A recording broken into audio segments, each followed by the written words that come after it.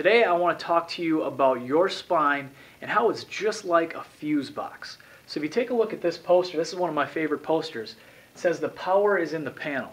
So just like I said, I want you to think of your spine just like a fuse box with wires coming out to every organ and tissue and cell in the body. If that power is on, then that nerve supply is great and your body and organs and tissues and cells are going to function optimally. But what can happen is that power can get choked off to the heart, the lungs, the liver, the kidneys, and now those body parts may not be functioning correctly. So what a chiropractic adjustment does is we find where that disconnect is happening and simply just flip the switch. Just like if your electricity went out in your house, you would go down, find the circuit breaker, and flip the switch, and the power would come back on. Very similar to a chiropractic adjustment. Our goal is to keep that power on and keep you connected to that power source for a lifetime.